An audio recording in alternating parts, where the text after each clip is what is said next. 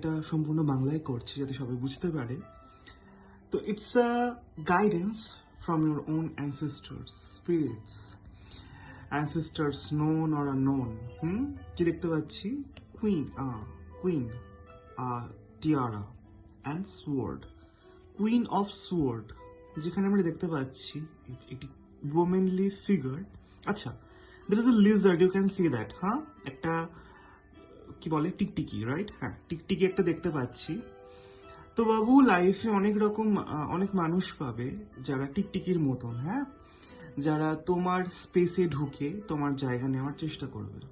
কাট them out literally. কখন তারা ঢুকে নিজের বাসা বেঁধে নেবে তুমি বুঝতে পারবে না। Cut them immediately. Set up your boundaries. তুমি একটা নিজের লিমিটেশন সেট করো। এই লিমিটেশনের বাইরে আমি এগোবো না, এই লিমিটেশনের বাইরে আমি নিজেকে এক্সপ্রেস করব না। Can you see the mask? একটা মাস্ক পরে রয়েছেন রানী নিজে। তো এটা কি বোঝায়? এটা বোঝায় keep your private life very private, very very private. নিজের ব্যক্তিগত জীবন ভীষণ ব্যক্তিগত রাখো।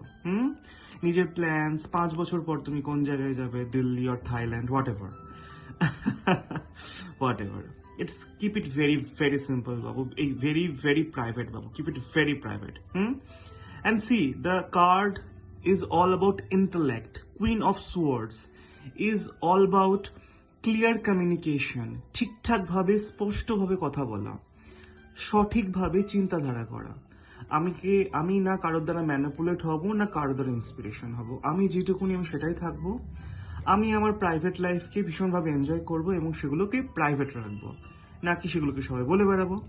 অ্যান্ড এই ভদ্রলোককে তো কাটতেই হবে।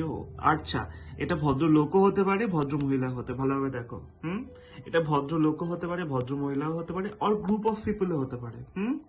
তো ইমিডিয়েটলি খোঁজো তোমার লাইফে কে গিরগিটির মতন ঢুকছে, রং পাল্টাচ্ছে, বাগেরা বাগেরা, and cut them out with this sharp sword. তো আজকে लिए इतना ही।